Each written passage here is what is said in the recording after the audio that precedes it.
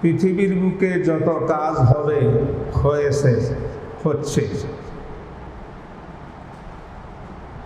ইয়াউমা খালাকাস সামাওয়াতি ওয়াল আরদ, জমিন আসমান সৃষ্টির পর থেকে, সৃষ্টির মুহূর্ত থেকে পৃথিবীর শেষ প্রান্ত কিয়ামত পর্যন্ত যাহা কিছু পৃথিবীতে সংঘটিত হবে সব কিছুর ফয়সালা উপরে মুকাদ্দারে আছে না নাই? আজকে ২৫০০ এলাকায় শহরে এই বাসাটার মধ্যে এই টাইমে একটা তাখাসসুস ফিল ফিকহিল ইসলামী শরিয়া ফিকহের উপরে গবেষণা সেন্টার অস্তিত্ব লাভ করবে। আর এটা সূচনা হবে ইয়াকিনান, নিঃসন্দেহে এটা সৃষ্টি লগ্ন থেকে আল্লাহর দরবারে দেখা ছিল না। বহিঃপ্রকাশ হয় আল্লাহ যখন চায় তখন, ফয়সালা তো আগের থেকে। আল্লাহর ফয়সালা অনুযায়ী আজকে যখন এটার অস্তিত্ব লাভ করতেছে, এই মুহূর্তে যারা যারা উপস্থিত হয়েছে,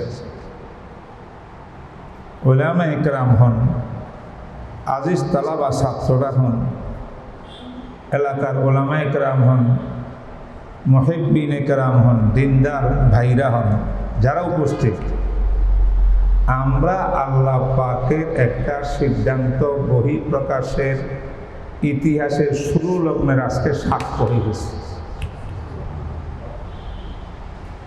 আল্লাহ যদি এটা কবুল করেন,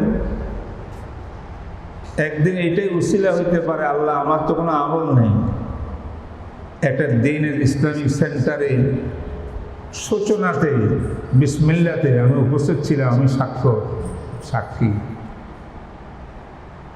আল্লাহ আপনি এটা কবুল করে থাকলে দ্বীনের জন্যে আমার গুনাহ মাফ করে দেন। এই জন্য যারা আজকে আসছেন বসছে,